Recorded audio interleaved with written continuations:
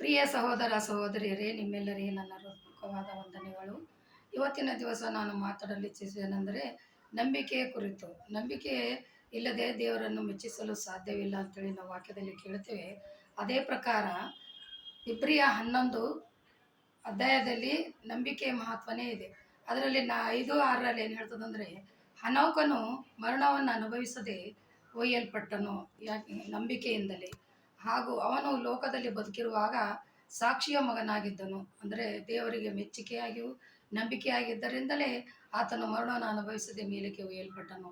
ಅದಕ್ಕಾಗಿ ನಾವು ಕೂಡ ದೇವರು ಬರುವಾಗ ನಮ್ಮ ನಂಬಿಕೆಯನ್ನು ಹೆಚ್ಚಿಸಿಕೊಂಡು ದೇವರ ವಾಕ್ಯಗಳಲ್ಲಿ ಗಮನ ಕೊಟ್ಟು ಅವುಗಳನ್ನು ಕೇಳಿ ನಡಿಬೇಕೆನ್ನೋದೇ ನನ್ನ ಉದ್ದೇಶ. ಅದಕ್ಕಾಗಿ ಎಲ್ಲ ಸೇವಕರು ಕೂಡ ದೇವರು ಹೇಳಿದ ಮಾತೇನೆಂದರೆ, 12 ಶಿಷ್ಯರಿಗೆ 4 ದಿಕ್ಕಿನಲ್ಲಿ ನಾನು ಬರೋವರೆಗೆ ಎಲ್ಲ ಸುವಾರ್ತೆಗಳನ್ನು ಸಾರಿರಿ ಅಂತ ಹೇಳಿದ್ದು.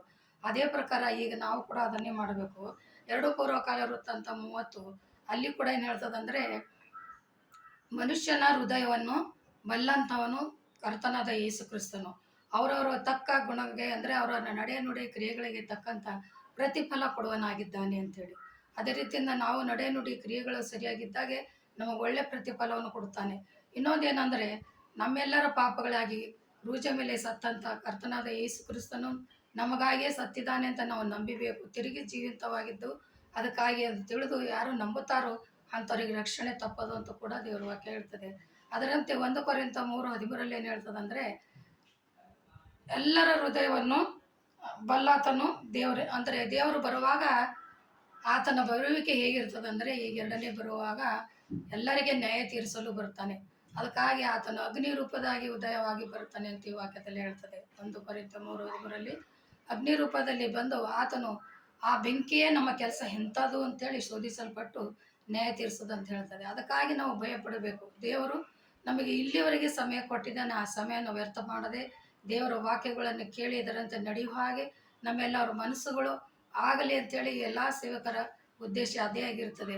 ಅದಕ್ಕಾಗಿ ಮನುಷ್ಯರಾದ ನಾವು ಸತ್ಯವೇದವನ್ನು ಓದಿ ಅದರ ಅರ್ಥವನ್ನು ತಿಳ್ಕೊಂಡು ಒಳ್ಳೆಯ ಮಾರ್ಗದಲ್ಲಿ ನಡಿಬೇಕು ಹಾಗೂ ನಂಬಿಕೆ ಇಡಬೇಕು.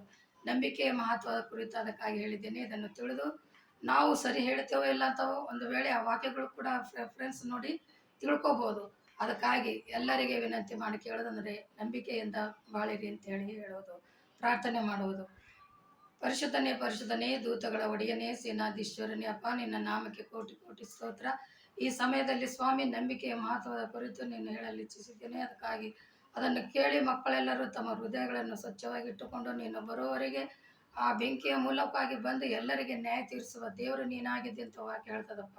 ಅದಕ್ಕಾಗಿ ಭಯಪಟ್ಟು ದೇವರ ಸನ್ನಿಧಿಯಲ್ಲಿ ಬಂದು ನಾವೆಲ್ಲರೂ ಸೇರಿ ನಿನ್ನ ವಾಕ್ಯಗಳನ್ನು ಕೇಳಿ ಅದರಂತೆ ನಮ್ಮ ನಡೆ ನುಡಿ ಕ್ರಿಯೆಗಳಿಗೆ ನಡೆಯಲು ಪ್ರಯತ್ನ ಮಾಡಬೇಕಾಗಿ ಕರ್ತನೆ ನಮಗೂ ಅವರಿಗೆಲ್ಲರಿಗೂ ಒಳ್ಳೆ ಜ್ಞಾನ ತಿಳುವಳಿಕೆಯನ್ನು ಕೊಟ್ಟು ನಡೆಸುವಿರಂತೇಳಿ ಕರ್ತನೆ ನಿನ್ನೊಂದೇ ನಾಮದಲ್ಲಿ ಬೇಡಿ ಹೊಂದಿದ್ದೇನೆ ರಕ್ಷಕ. ಆಮೇನ್.